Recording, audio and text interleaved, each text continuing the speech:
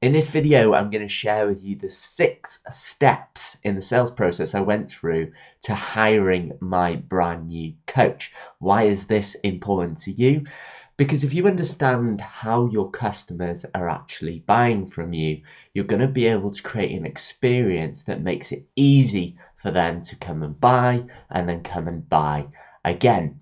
Jay Williams here, and recently I actually hired a new coach. And the reason I hired a coach is because I noticed a number of patterns over the 5 years I've been working in the digital marketing space, internet marketing space, or just in business. And one of those was that I needed a high level of accountability.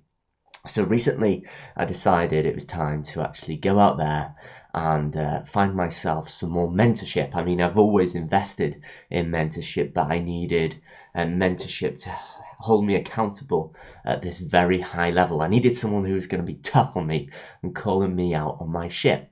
So let's walk through the 6 stages that I went through, and you're going to gain some interesting insights into how I was thinking about different coaches, how I qualified people, how I disqualified people, and hopefully at the end of this video you're going to be able to see how I behaved in the sales process, and then you're going to be able to evolve your own sales process to actually help you get more coaching clients.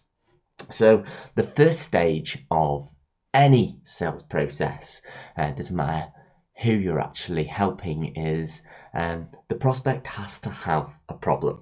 And in this example, I had the problem that I needed someone to hold me accountable at a very high level. So that is stage 1. So you need to ask yourself, what is my customer's problem that they're actually experiencing? And you're going to have to craft a message that tailors the entire experience around that particular problem they're facing, because obviously you're going to position the next stage, stage number 2, the solution. This is where the prospect asks themselves, what is the solution? Now, in this example, I knew there were a number of options out there. There was business coaches, there was life coaches, there was transformation coaches, and every type of coach you can possibly imagine, performance coaches. And so I looked what was available. I identified that the type of coach I needed was just an accountability coach. Didn't really matter what type of coach it was, as long as I aligned with them, that would point me out on my shit. Step number 3, when I know what the solution is, I now need to find out what are all the solutions that are available. And by that I mean, who are these people that are really these coaches? I really need to find out how I can find them. What do people recommend? And what I decided to do is go with people that I know, like, and trust already and take their recommendations. Word of mouth is the best type of marketing, and that's why referrals are so powerful.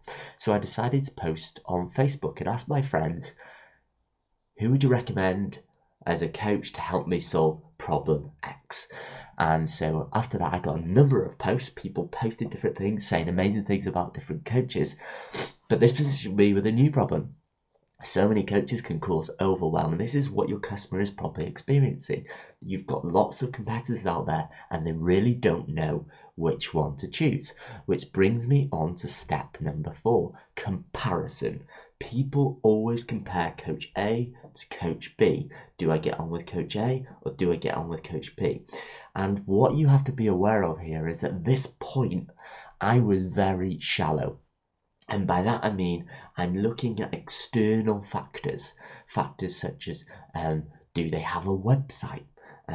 How do they market themselves? Do they have professional imagery on their website? Do they have video content on their website? Because if they don't, I can't get to my next stage, which is stage number 5, which is my disqualification criteria.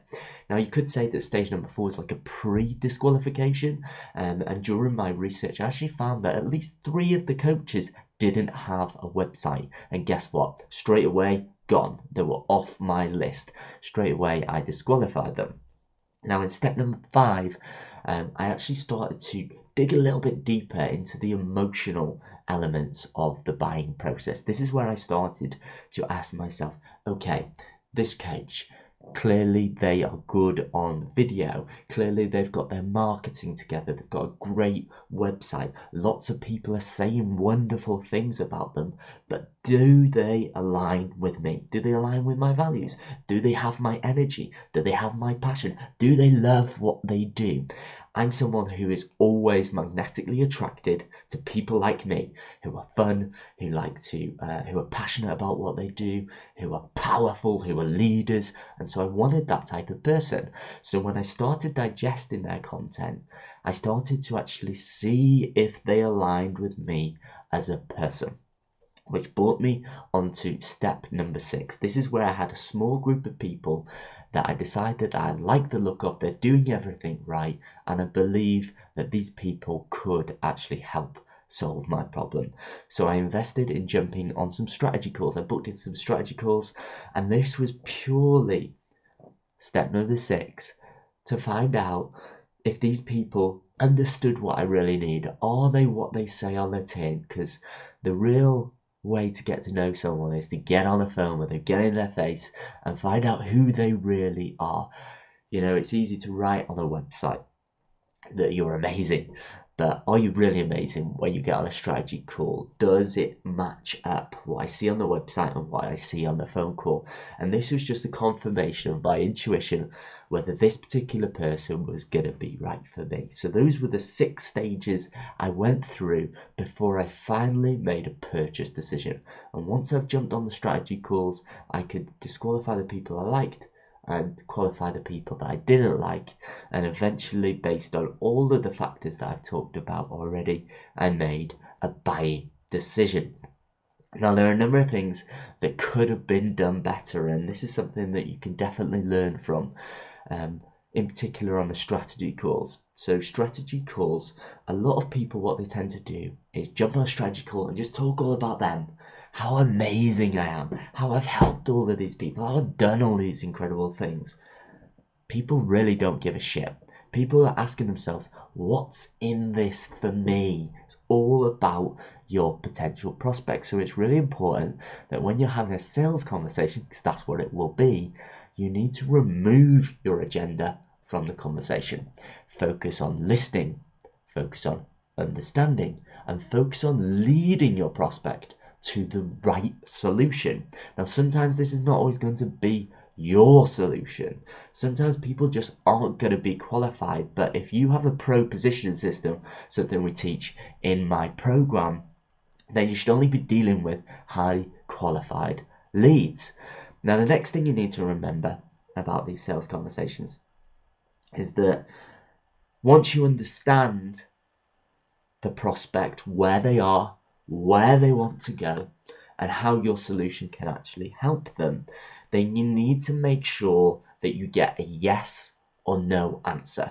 You shouldn't be letting people go off the call without getting a yes or no. None of this, I need to think about it, or I'll come back to you, or I need to ask my wife.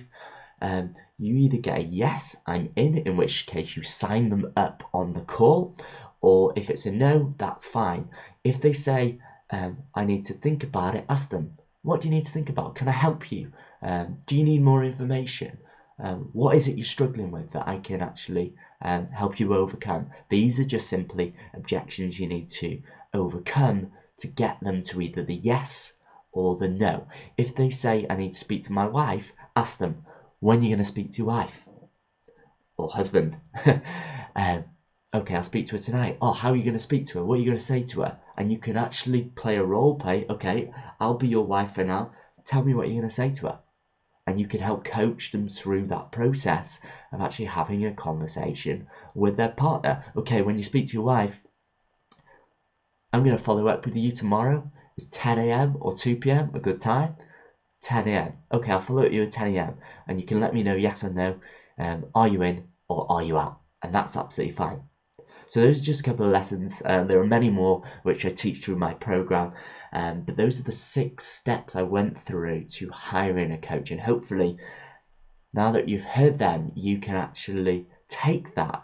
You can understand a bit more about how your prospect is thinking, and you can tailor your experience to the buying process and the buying cycle, so you make it easy for them to actually buy. Why do we make it easier for them to buy? Because if you think about Amazon, why has Amazon got one-click purchasing? Because the path of least resistance is what leads to more sales. And if you can create this customer experience, I guarantee people will come back and buy from you and keep on buying time and time again. Now, if you're a coach and you're struggling to attract high-paying coaching clients, then what I've put together is something very special for you. It's a brand new ebook, and it's called The 5 Steps for Attracting High-Ticket Coaching Clients. Now, if that's something you're interested in, what I'm going to do is place a link in the description box below for you to go and check out. Now, if you enjoyed the video and you want to hear more from me, make sure you go ahead and click the subscribe button below this video. Tick the little bell to make sure you get notified of all my latest videos and updates. And if you've got any comments, questions, or feedback for me, then please go ahead and place them in the comments box below. Have an amazing day, and I look forward to seeing you soon for another video. Bye for now.